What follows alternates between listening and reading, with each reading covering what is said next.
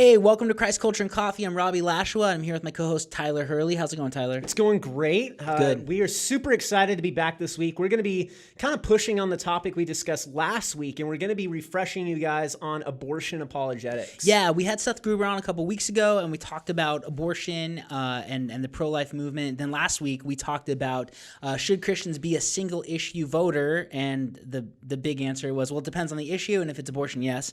Right. And if you haven't listened to that, go check it out. But today, what we want to do is we want to get into apologetics. How do you talk to people about abortion? What are evidences and arguments that you can help them to see and convince them that the pro-choice ideology, pro-abortion culture is wrong and we should change it? So that's what we're going to get into today. But before we do that, this is Christ Culture and Coffee. We start with the most unimportant thing first, which is the coffee tip before we get into the meat. But we have a coffee tip today. I don't know if we've said this enough to you guys in a while, but the reason we're called Christ Culture and Coffee is because that's an order of importance. Now, like that's the whole idea here. So we love coffee, but least important on the topics we discuss. It is, of the things we discuss. Yes. However, in the other things we don't discuss in life, it's probably more important than most. I wouldn't say least important because of all the things we discuss. We've discussed some things that weren't as important. Coffee's a big deal because if it wasn't for coffee, a lot of other people in my life wouldn't like me at all.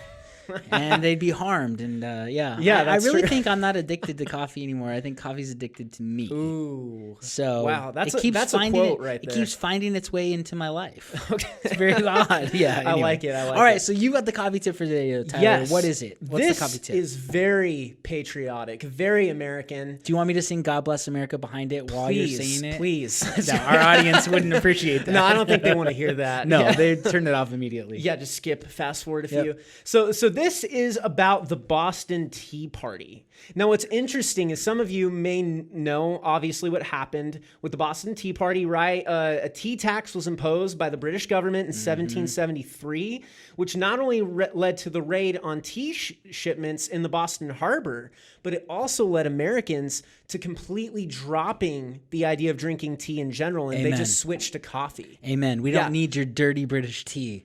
We needed the dirty listen, for those of you water. listening in the United Kingdom, I'm sorry. That's true. We do have a lot of listeners in the UK. I know. You know what? We love you guys, but God bless the USA and God bless coffee. I love coffee. Yeah. And I'm glad, that was one of the things that made us switch to drinking Yes, it is. coffee a lot. It is. And so that's actually one of the big cultural shifts that happened in the US. And so as of now, the United States consumes more coffee than any other country in the world. Yeah.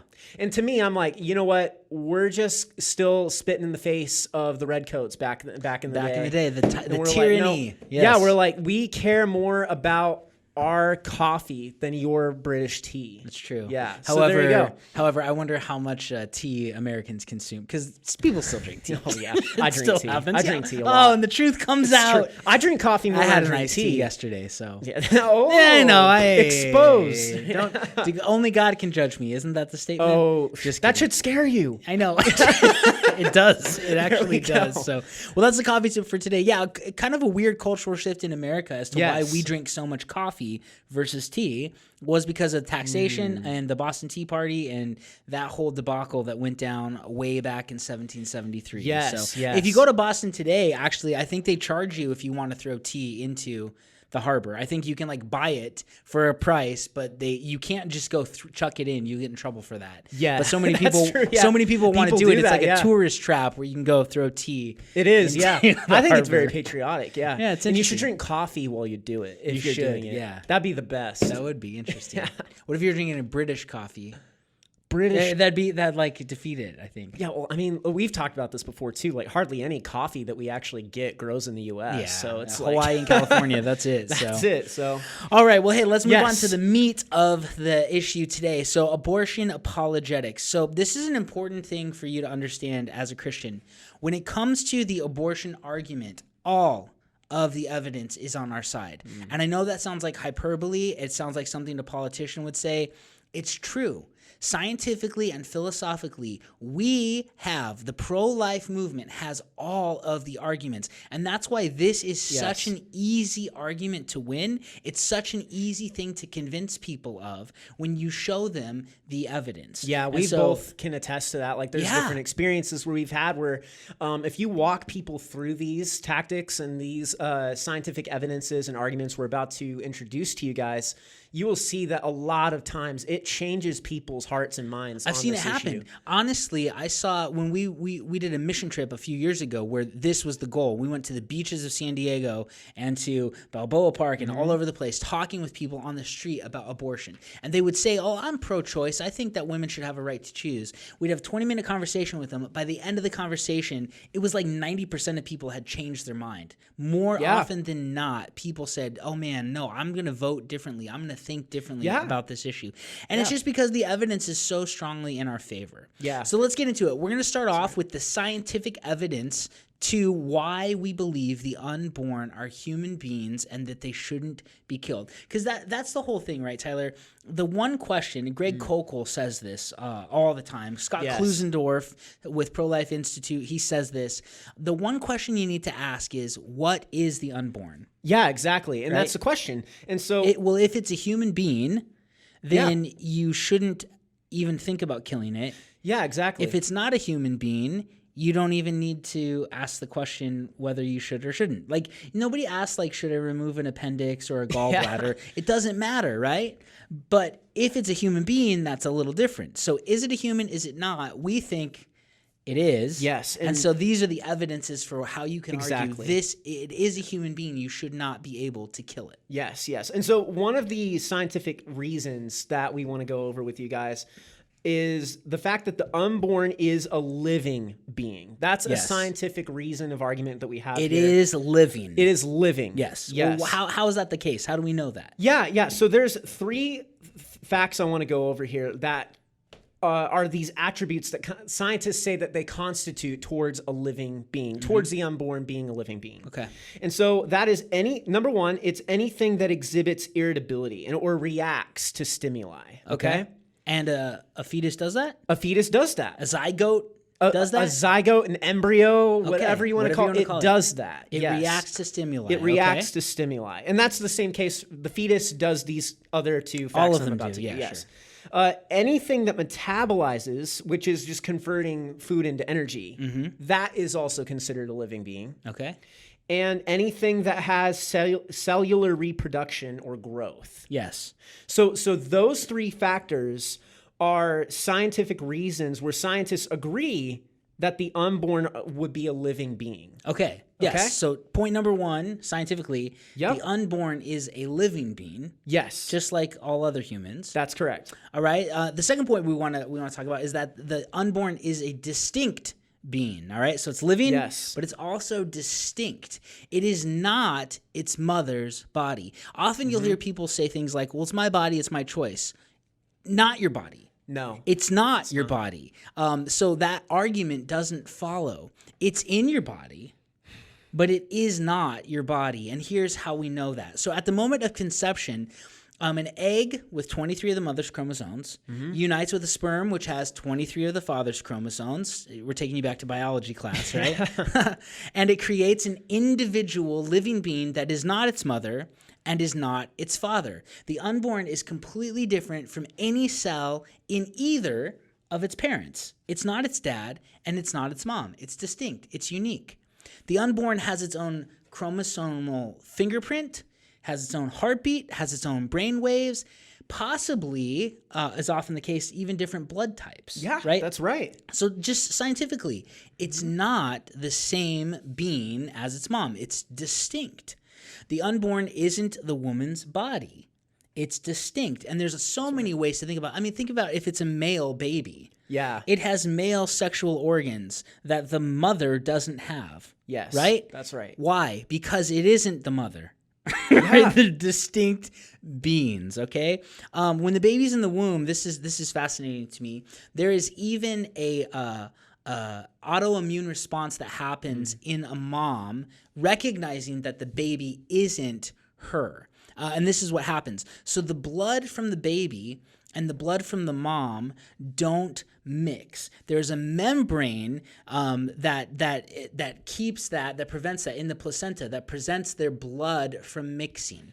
Now, if that membrane gets broken down or there's leakage and the blood from the baby mixes into the mother's system, her body responds with an autoimmune response and attacks the baby's blood as a foreign body. Yeah, and you wonder, why would biologically that happen? If it's the same body, it wouldn't happen. No. But the mother's body recognizes that the baby's blood is a foreign object. It's not her. Yes. So physiologically, our bodies recognize that the baby's body is not the same as a mother's body. My body, my choice is a terrible argument because it is in your body, but it is not your body. It'd be like saying, well, somebody's in my house, so I can kill them. My house. No, that's not true, right? My house, my choice. No, that's not true. They're a distinct human being. Because they're a living human being, like Tyler said. They're also distinct from the mother's body. They're different being altogether.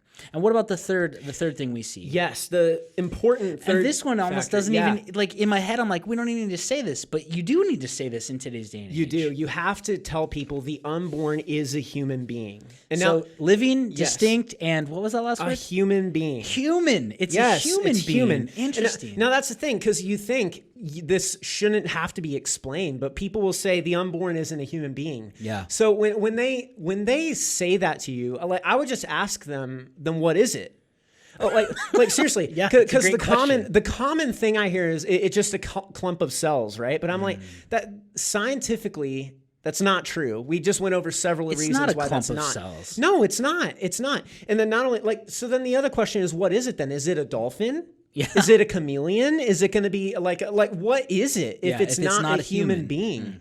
Yeah, and so that's the question. So what's interesting that proves that the unborn is a human being, aside from just the facts that it's living and that it's distinct, the unborn has its own human DNA. So the DNA is human. Yes. It's not penguin. It's not penguin, it's not elephant, it's not. So it is a Homo sapien in there. That's good to know. Not just Homo sapien, it's human. A direct human being. There you go. It's like that is the DNA. And so the law of biogenesis is all life comes from pre-existing life, right? Yep. And each being reproduces after its own kind, right? So we see dogs reproduce dogs. Yep.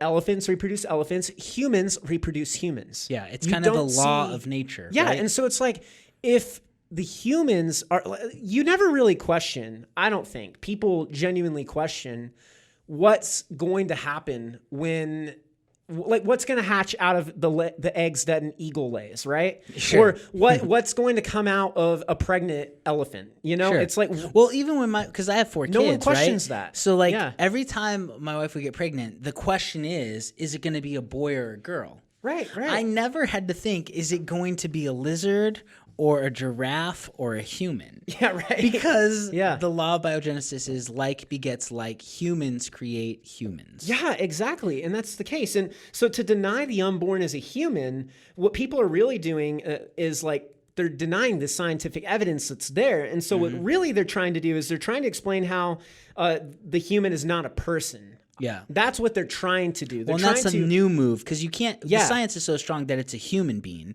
So now they say, well, but it's not the same as us. It's not a person. And we're going to get into that. But one of the things that's interesting to me is for people to argue that it's not a human being, what they have to explain is this. And nobody ever even delves into this. They would need to explain how human parents can produce non-human offspring that later becomes human.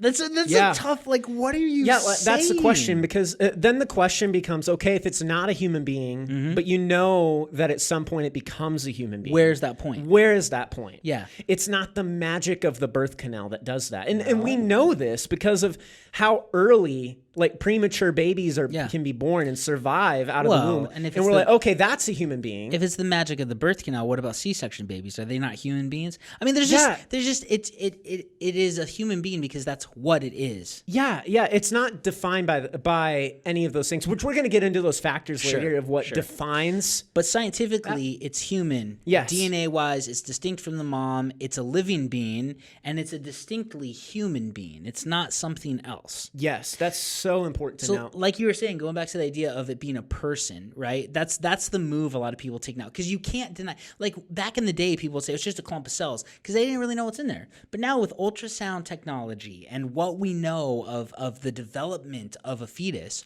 we know it's human. Right? Yes, we know when it has a heartbeat. We know when it has brave waves. We know, and that's what it is. That's what it is growing into. It's metabolizing food into energy, and it's having cellular development. It's growing. So you can't say it's not a human being. So the move is, well, of course it's human, but it's not, like you said, a person. Yes, that's so important to know. Now, okay, but what does that mean, Tyler? That's the thing. They're trying to, I think what it boils down to is they're trying to find a way to rationalize their worldview. Yes. Because really, they don't have the evidence on their side that it's not a human being. It is a human. It is a human. So they have to remove its personhood. Yes. That's what you have to focus on here. Because that's what they're going to have to focus on if they're trying to make the argument that abortion is morally permissible. That I can kill it. Yeah. I admit it's a human. I still want to kill it. Therefore, I have to make it not a person. Yeah, so it's not as valuable as the rest of us. Exactly. So it's human, but not a person. But the problem is nobody explains what that is. How do you quantify personhood? Yeah, exactly. And everybody has different ideas of it. And we're going to get into the sled test later. But the scary thing is this. We've seen throughout history people make this tactical move. They will say, well, listen, of course Jews are human beings. They're just not the same type of important persons as us. Yes. We are more evolved than they are. Therefore, we've dehumanized them and said they're lesser than us, right? Therefore, we can do whatever we want to them, or the mentally handicapped, or the old, or the Tutsis, right? That's what the Hutus did. You're not the same value as us. And this is what happens. Whenever you begin to make a value about a human being based upon anything other than what they are, it devolves into dehumanizing those who are different from you. And the scary thing is that you can really begin to believe the lie that others are inferior to you. And once you believe that idea, you'll do atrocious things to them because you've dehumanized. That's what we see throughout history. And that's the exact thing that's happening at the abortion debate. We admit they're human, they're just not as valuable as us as persons. Well, what's personhood constitute? We don't really know. Yeah, right? Wait a second. Like, you really should know if you're willing to kill other human beings over it. Yes. But so this is a scary move. And really it gets down to whoever is in power can determine what's important and what's not. And the vulnerable in society are the ones who literally get annihilated. Yeah. The weak, the powerless, the helpless are the ones who get annihilated. So this is it really comes down to might makes right. Because I am in this position of power, I can choose to kill you. My will be done, not God's will. Yeah. And not your will. That's the thing. It becomes a power issue. Yes. That's really what's happening here. Yep. And so, I mean, like, this is just the case. We've talked about this in other weeks before too. It's the modern day genocide that's happening right now. It is. Yeah. And so we want to look at a couple of ways, or a few ways that people try to justify that the human being that is preborn isn't a human person. So there's this really helpful apologetic method. It's called the SLED test, SLED, SLED test. For those of us in Arizona, we don't know what a sled is because it's still 112 degrees out today. Maybe if you're up north. But it's helpful to remember, SLED, SLED. So let's go through each one of these letters and talk about what it's for. So the SLED test. So the S stands for size. Yes. Some people argue that it's so small, it's insignificant. You can't even notice. Like, women don't even know they're pregnant until a certain amount of time because the size of the baby, the size of the preborn is so small at a certain point. Well, the question is this. Does the fact that a fetus or a zygote is extremely small make it non-human? Because that's the question. Is it not a person because of its size? Right?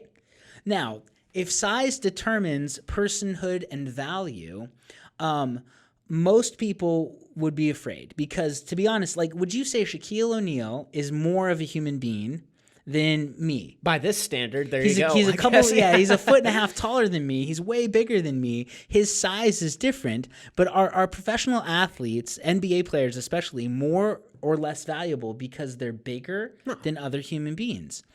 We would say no.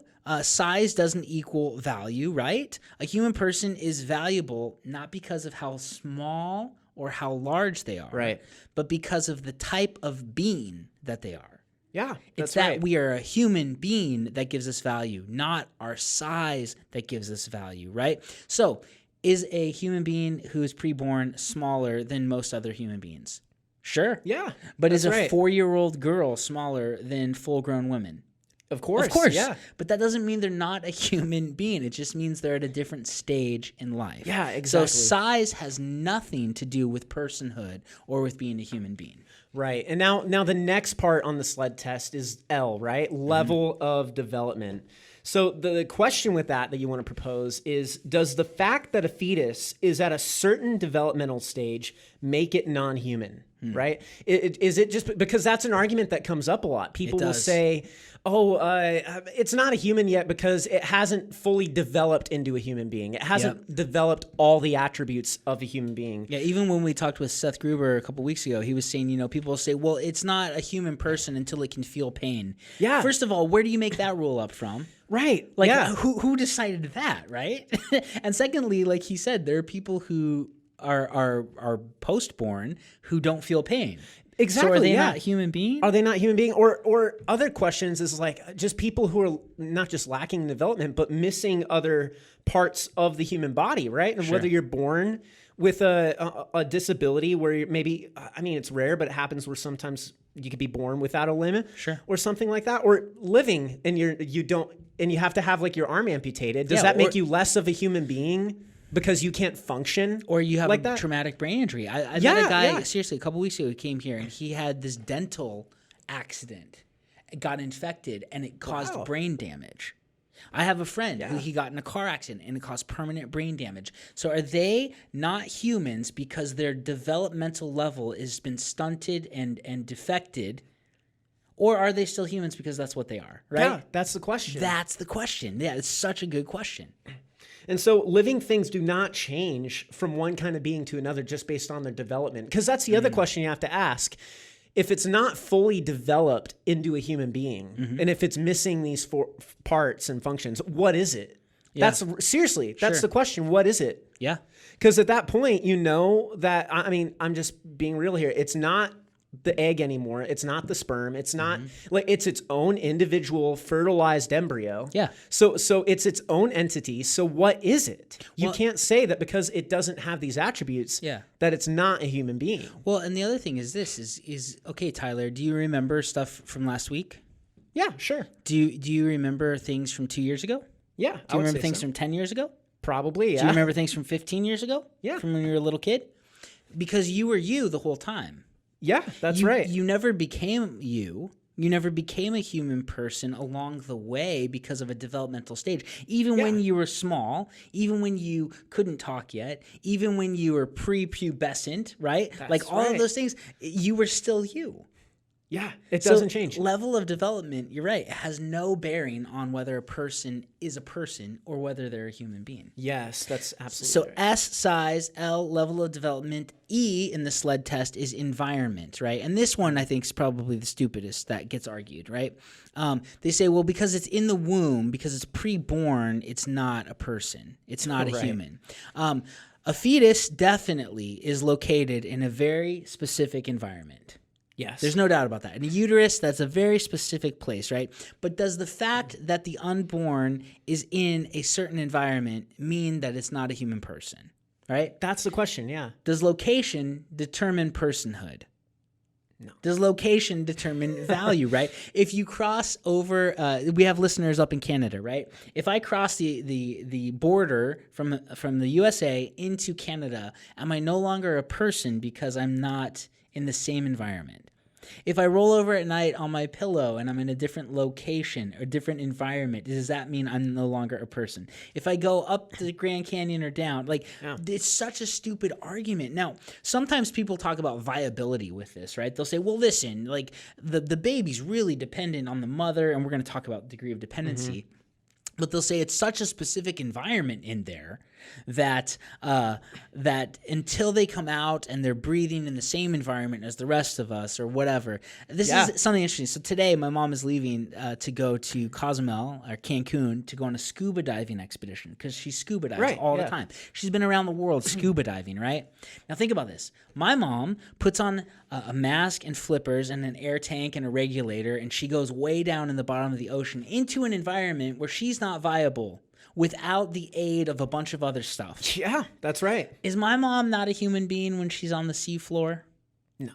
But Tyler, it's a different environment, man. It's a totally different environment. That's how silly it is. Like people don't realize this because it just becomes to changing around morality based on your worldview. That's what they're doing. It's like excuse after excuse. It's trying to justify the killing of human beings turns into nonsense. Exactly, because the examples that Robbie just gave here seem laughable. But that's because they are. Yeah. They are laughable. What's the difference between being in a womb or out? There's no difference. There's no difference. For personhood, right? For personhood, yeah. And because the thing is, too, like I just mentioned this a little bit ago, like the fact that we can save premature babies like way before their due date and that they can survive outside the womb, but yet it's okay to abort some that are still in the womb up until the point of birth by some people's definition. Sure. Then where is the point where it becomes a human being? Because its change in environment apparently doesn't matter in that sense. No, and so what happens is it comes down to I decide whether it's a person or not. Yeah. I decide whether it's a human being or not. So it's not given what our country's founded on. Right. Like we determine that these are self-evident truths, a right to life, because it's a God-given determination. Now we've placed ourselves in God's place and say when a human being is a person or they're not. Yeah, and the pro-choice movement is popular right now. Yes. And that's why this is happening. And it's just because people are making themselves into God. Yeah, that's it's really, I determine when this is or isn't, which is not. Yes. It has no evidence, but it's also just a disgusting place to be. Yeah. So sled test, size, level of development, environment. And then degree of dependency. That's the D on the sled test, degree of dependency. So that's kind of bleeding into what Robbie was talking about with his mom scuba diving, right? It's is a person a human being dependent if they're dependent on something else for life support, right? Yeah. So is the baby in the womb not a human being because it's dependent on the mother still? It's dependent on nutrients and oxygen. Everything, right? Yeah. Right. And then this somewhat bleeds into degree, not just degree of dependency, but also a level of development, which some people will argue that because they're saying what stage is it at to where it can depend on itself. So its degree of dependency, that's the question. People will say that the unborn are not human or a person worth saving because they're not fully in a place of dependency. They can't live on their own. They say they're not viable. They're not and viable. The question always becomes, well, what is what do you mean by viable? Yeah. And so that's like the able question. to get a job? Is that viability? Because there's 12-year-olds who don't do that. Yeah, and then or the question of, well, are they able to eat on their own? Because some people can't do that who are outside the womb of all stages of life. So are they not a person? What about this? Like I'm pretty dependent on air. Yeah. H2O and oxygen are kind of a big deal to me. So am I not viable because I'm dependent on water and air and food? Yeah, or what about people in a coma, right? Yeah.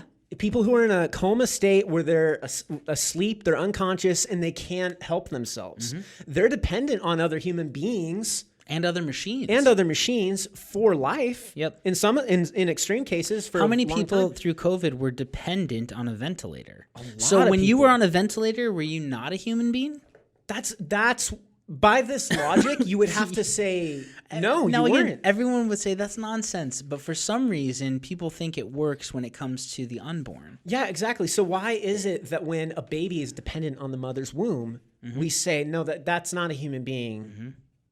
It just doesn't add up, right? It doesn't. And to be honest, man, like I've had 4 babies.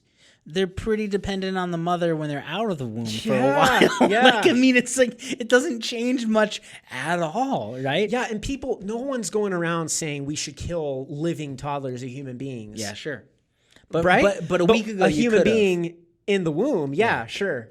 It's crazy. So yeah. the SLED test helps you to point out, those are the 4 main categories of how people will try to justify that the unborn isn't a human being or a human person. Yeah. And that'll help you to really navigate them and say, okay, let's talk about size. Let's talk about level of development. Let's talk about environment. Let's talk about degree of dependency. If you remember SLED, S-L-E-D, it'll really help you to be able to navigate because all the arguments really come down to those types of things. And you always want to be taking the question back to, what is it? Is it a human or is it not? Is it a human or it's not? Because if it's human and a person, which is the same, we shouldn't kill it. If it's not, why do you keep trying to justify killing it? Because I've never heard anybody make these arguments about having their gallbladder removed. Right, yeah. Because we know they're not the same thing. Yeah. We know they're not the same type of thing. Yeah, and then at that point, when they can't argue scientifically, that's where it starts to become emotional arguments, right? Yes. Which that's what we're about to get into Well, next. and it becomes, well, I've got issues in my life that justify killing a human person, such as, well, I just can't afford it right now.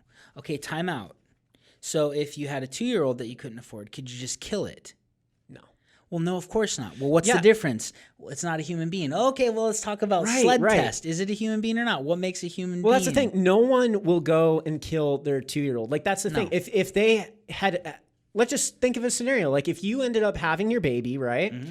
And then a couple years down the road, you're like, oh, shoot, I'm not going to be able to pay the bills because I can't feed this kid. Or, oh, shoot, I want to go back to college and get a degree to better myself in the future. Or, oh, shoot, I already have too many kids. Or, oh, shoot, the dad's not around. Or let's name all of the things people use as excuses. Yes. 99% of the excuses are those types of things. That's absolutely true. Statistically, those are the reasons. Those are the reasons. It's just inconvenient time. It doesn't fit into my life right now.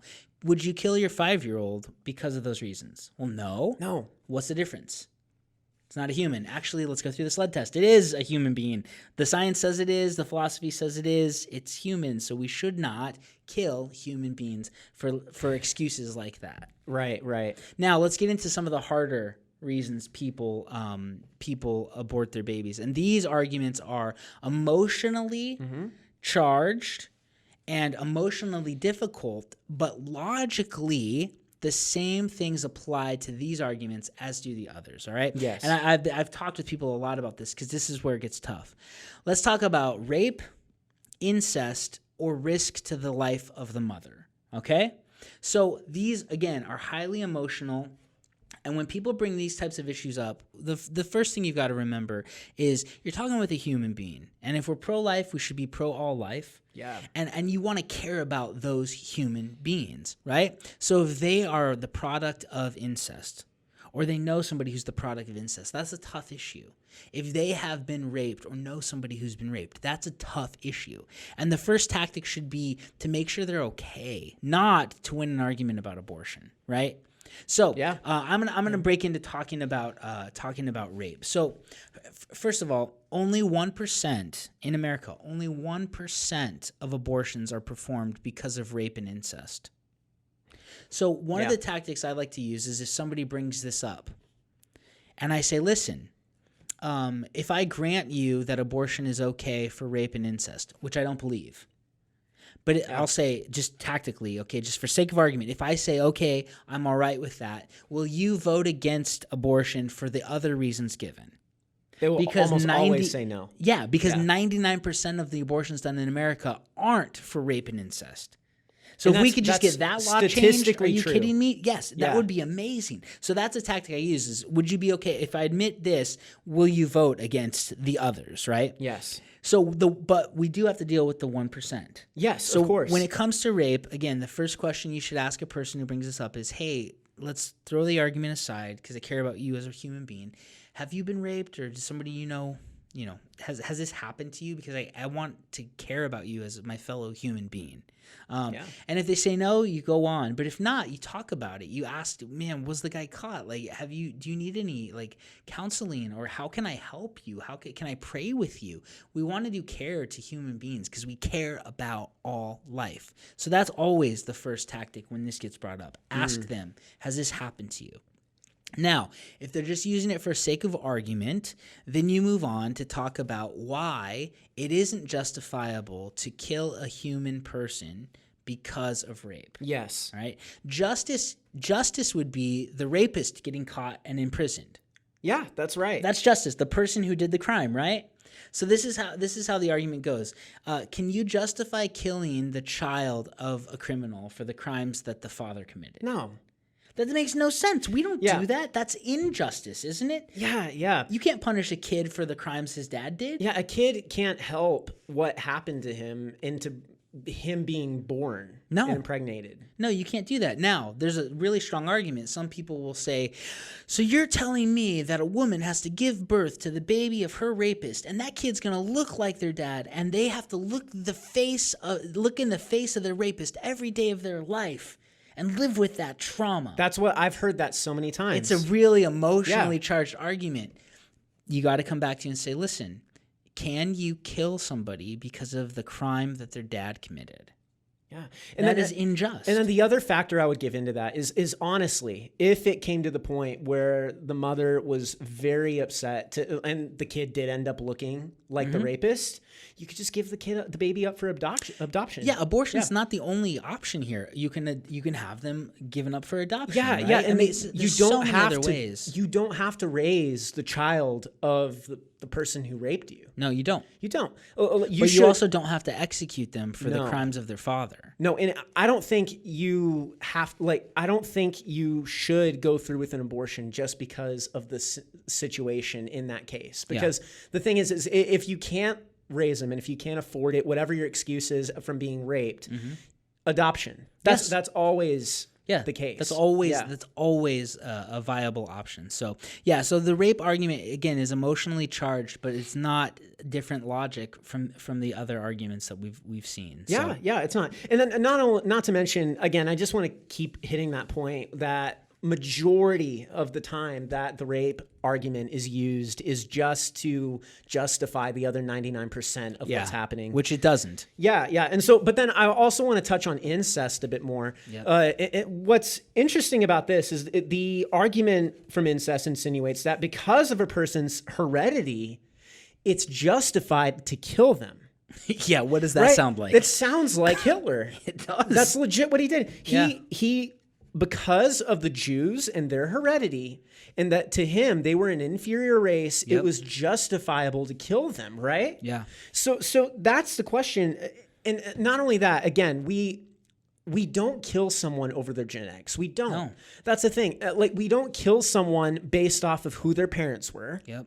We don't kill someone based off of what their skin color is. Well, we shouldn't, but people do that, and it's horrible. Yeah, and that's the thing that needs to be thought about here. And so, not only that, when you're dealing with the issue of incest in itself, too.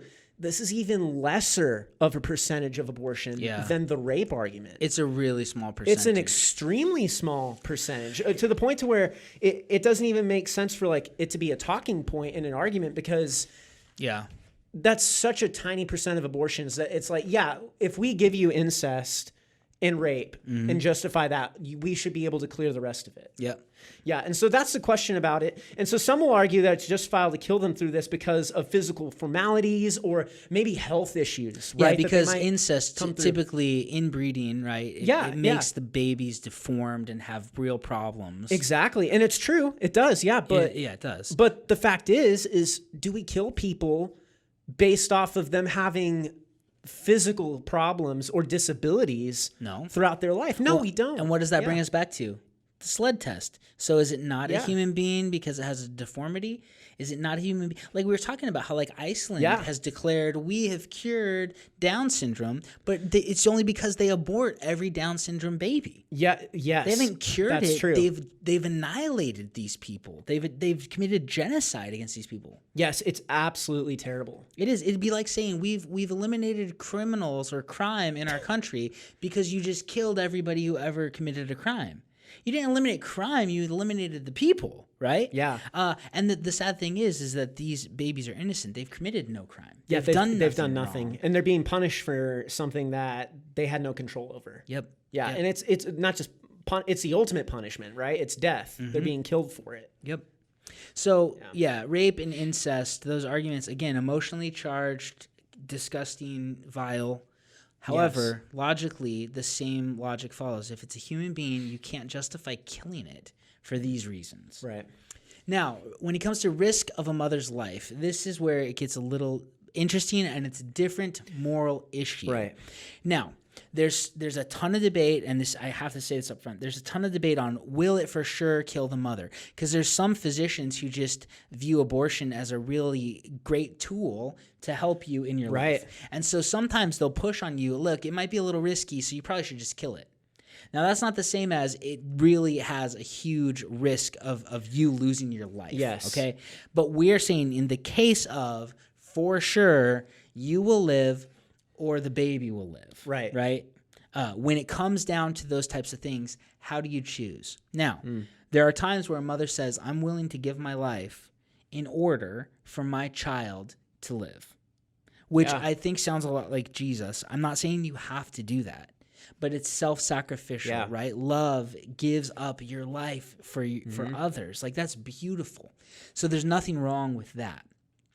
There are situations, though, like an ectopic pregnancy, right, where the baby is fertilized, but the egg is in the fallopian tubes and it hasn't attached to the uterus. So the baby is going to die. Yes. No doubt about it. It cannot grow in the fallopian tubes, right? That actually happened to my aunt. Yeah, it's happened to a lot. It's kind of common. It is, yeah. So here's the thing. But if the baby continues to grow in there, even though it's going to die, it could also really damage the mom and kill the mother. Yeah, and that's the case. Like, it comes to a point where it's like, okay, well, the baby's going to die, and that's scientifically verified. For sure. Yes. Yeah, but if we just allow it to continue to grow, you'll both die. It could kill the mother, yeah. When you're in that kind of a situation, and I've talked with people, I remember I've talked to people here at the church about this, where they've been in that situation, and they just feel so much guilt over choosing to eliminate the ectopic pregnancy, to kill that fertilized egg in a fallopian tube so that the mother can live.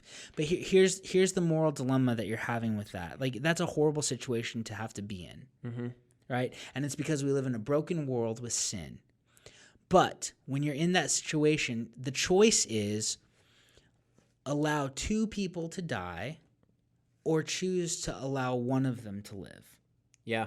So am I gonna choose to let two die, or am I gonna choose to let one live? Right. Well, now, of course, this is a tougher choice than like most situations, because you're actively killing a human being in this case, but it's to save the life of another to save the life of a human being. So the choice is let two die or let one live. Yeah. Now, again, it's a really hard choice to make, but the right moral choice to make is to let one live. You choose, we talked about last week, you choose the greater good in a really bad situation. You choose the greater good. And so if you've gone through that out there, I don't want you to feel guilt over it. It's a horrible position to be in. It's a moral dilemma for sure. But you choose the greater good, and you know that there's grace from God, and you know that there's mercy from Him, and that He's going to take care of things, and He's good. And again, I don't know what your theology is on what you think about the unborn going to heaven. I think that they do. And I think that they're with the Lord, and I think that you'll see them one day. But that is a different scenario than 99.9% of the abortions that take place in our country that are done for convenience, finances, family planning. I have too many kids. I don't want it, not the right time of my life. Those are the majority of reasons given for abortions, for elective abortions in our country. Yeah. Rape and incest account for 1%, and then the risk of life to the mother is a very rare situation. And that's the argument that you want to think about there too in this situation. Because majority of cases, when you are hearing these arguments, it's because people are trying to justify the other 99%. And so that we really want to hit home on that. It's almost like saying no one should drive a car ever again because sometimes drunk drivers kill people. Yeah, that's It's the like, same wait a logic. second, you're trying to justify 99% of things being okay with this one thing over here. That doesn't work. Yeah, and that's the problem. But seriously think about it though. If I would be okay for now with starting off with just allowing rape, incest, and ectopic pregnancies, life of the mother, to be the only cases for abortion. Not because it's right. Not because it's right, because statistically, that would bring down the abortion numbers from 1 million a year to what, a couple hundred, if that? Yeah. If that. And that's the thing. But no one wants to give you leniency in that area because they're trying to justify the other 99%. And it's so sad. And we went through the scientific reasoning of why the unborn is a living human being who is a person, right? Went through the sled test. You can verify that the unborn is a living human being with its own distinct personhood, and it should not be justifiable in any case to kill the unborn. No. Well, and sometimes people act like this baby is an intruder. It's like a squatter in the womb of the mother, and it's come in and it's disrupted, and it's time out. Do we know how it got there? I'm pretty sure we know how this works at this point in our life, don't we? Yeah. You're married, right? Yeah. So, okay, we know how this works. So I asked this pro-choice professor, remember when we were in California? Yeah, she said, I just really think that people should have a choice about what happens to their body. And I say, I agree. But the pregnant woman already made the choice. She did, yes. When she chose to have sex with whoever she was having sex with. The choice was made because that kind of activity can lead to this kind of a consequence, this kind of a situation. So it's not like the baby just decided, I'm going to, be a parasite and infect a person for no reason. And that's another reason why I think I'm a huge advocator, not just from a biblical standpoint, but from just a life standpoint, that you should wait to have sex until you're married. Absolutely. Because if you don't, and you end up getting pregnant and you're not prepared, you don't want to, maybe if you're having sex with someone who you don't want to marry, and you end up having a kid together, that complicates things. Like you see so many issues where this is the root of the issue. You're making a poor decision about your sex life. And now the thing is, a lot of people don't want to hear that. Well, but the truth of it is, it's that true. Casual sexual, there was a Facebook post from my mentor last week about this. And he said, the reason people want to think about it, I want to just have casual, meaningless, non-emotional sexual relationships that bring me pleasure. That's called really selfish. Yeah. And in order to keep that going, I'm willing to kill people.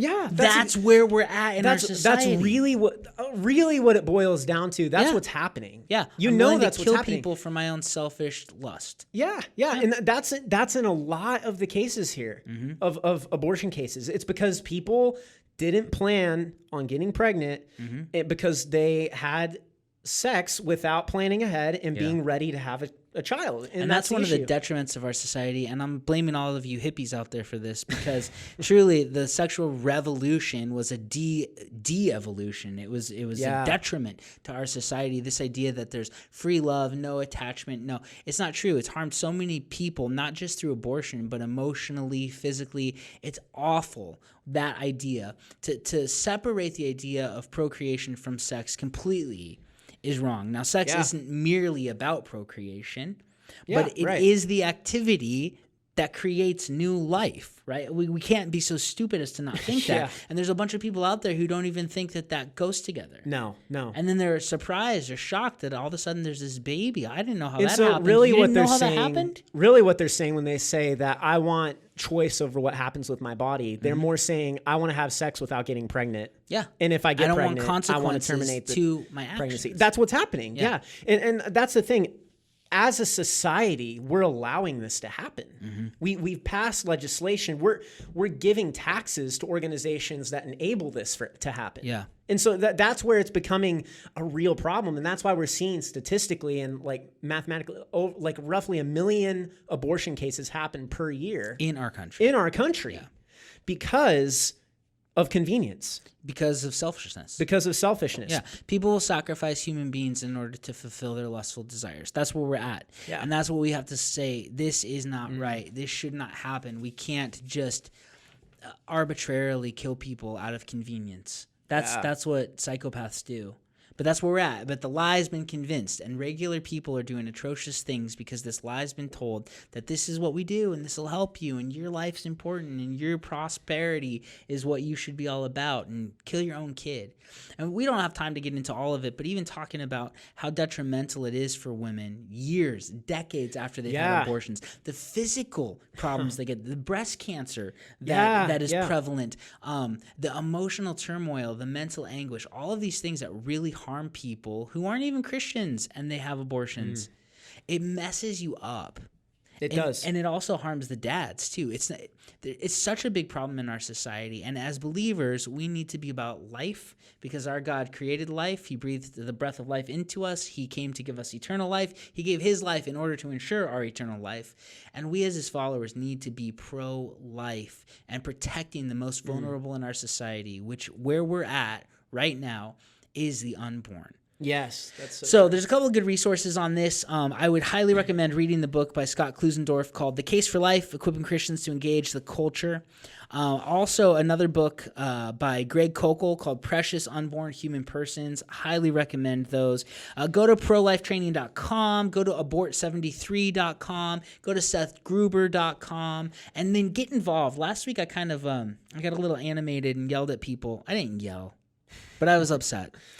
If you care about this issue, put your money where your mouth is. Yeah. Get involved. Give to your local crisis pregnancy center. Give to your local Christian pregnancy center, right? Wherever you're at. Here in Phoenix, cpcphoenix.org, newlifepregnancy.com, nationwide, savethestorks.com. Get involved and give your time and give money to this effort because we are literally fighting for people who can't fight for themselves. Yes. And this is the factor here. Like with these resources that we just listed here and the SLED test and everything we talked about on this episode today, you can change people's minds. You can. I've done it before. Robbie's done it before. Yep. It's super easy because the thing is people are just uneducated. A lot of times people are uneducated and they don't understand the implications of what's happening in the U.S. with abortion or that the unborn is a human being. And all it takes is to just walk them through the SLED test. And you see people's eyes will be opened. And through people getting involved and getting on board with this and sharing this information, I really hope and I pray regularly that we can see abortion ended in the U.S. in our lifetime. I think that'd be awesome. And it's possible. It is possible. And so let's keep up doing God's work and let's share the truth about what's happening in the country. Let's share the gospel and let's also be talking openly about how human beings have value intrinsically just for who they are and not because they're just a clump of cells. Yeah, if you want to follow the commands of Jesus, you need to love your unborn neighbor. Loving them would mean fighting for them to live. Yes. Loving them would mean taking some of the financial burden on yourself. Loving them would mean maybe adopting them. Loving them would mean doing something other than just posting stuff on your social media take about action and speak for those who can't. Yep, absolutely. This is true religion, taking care of orphans and widows in their distress. Jesus' brother said that. Yeah. James, that's in James. And we need to take that seriously. We need to be activists for life. To love people who have made mistakes, to show that there's forgiveness and there's healing in Jesus. But man, to fight to save 1 million fellow Americans this year alone. Go out, make a difference, do what God has called you to do. Hey, thanks so much for being with us today on Christ Culture and Coffee. Tyler, it's been good to be back and talking and getting into some of these issues. We hope this has been helpful. If you have been helped out by this, please rate or review us on Apple Podcasts. It really helps us to get more notoriety so more people can hear this truth, so more Christians can be equipped, so we can change the culture and we can go out and we can live on mission like Jesus has called us to. So please rate, review, subscribe to our YouTube channel. Hit us up on Instagram, Facebook. We have a Facebook Insiders group that you can check out in the show notes. But we love to hear from you. We love to know what you're doing. And if you have any success stories of changing people's minds about this issue, tell us. We would love to hear, hey, I tried the sled test. Yeah, that'd be awesome. It actually works. I mean, it really does work. It does, yeah. So we'd love to hear from you. But hey, thanks so much for listening and watching Christ Culture and Coffee today. We will see you guys next week.